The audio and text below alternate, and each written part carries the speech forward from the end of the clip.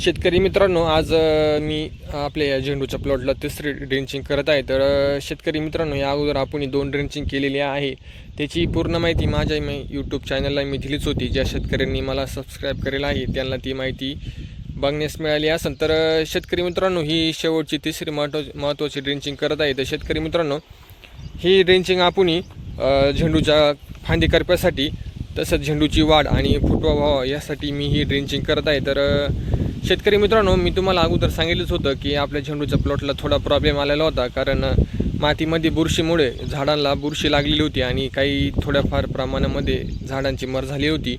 तर शेतकरी मित्रांनो, ते झाल्यानंतर 5-6 दिवसांनी आपल्याला थोड्याफार प्रमाणामध्ये तुम्हाला दाखवतो आहे या झाडाला काही झालेलं नाही, पण तुम्हाला दाखवतो अशा प्रकार झालेलं होतं. काही इथं तुम्ही खोड बघत असाल, ह्या खोडामध्ये काही प्रमाणामध्ये फांदी करपा आलेला होता. कारण काही झाडांना या ठिकाणी असं ही जो खोड आहे ही पूर्णपणे वाळून जाऊन त्याच ठिकाणी पिळा पडतो आणि ते झाड मरतं, वाळून जातं पूर्णपणे. तर थोडा 5-6 झाडांचा प्रॉब्लेम झालेला होता. तर शेतकरी मित्रांनो, त्यासाठीच मी ही महत्त्वाची ड्रेंचिंग करत आहे. तर चला, मी कोणत्या औषधांची निवड केली आहे या ड्रेंचिंगसाठी त्याची माहिती देत आहे. तर शेतकरी मित्रांनो, हे बघा, आपण ड्रेंचिंगसाठी औषधांची निवड केलेली आहे. तर पहिलं म्हणजे आपण फॉलिओ गोल्ड घेतलं आहे. हे आपण करप्यासाठी घेतलेलं आहे, फांदी करपा वगैरे जमिनीमधील करप्यासाठी. आणि शेतकरी मित्रांनो, ही 500 ml ची बॉटल आहे आणि त्याचसोबत आपण रेडी फार्म हे पण घेतलेलं आहे. ही 250 ml ची बॉटल आहे.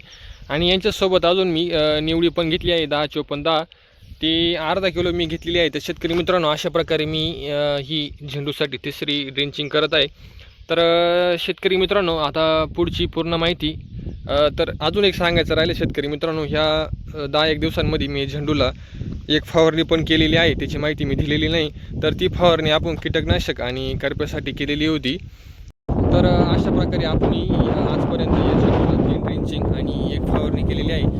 तर शेतकरी मित्रांनो, व्हिडिओला लाईक करा आणि चॅनलला सबस्क्राईब करायला विसरू नका. धन्यवाद.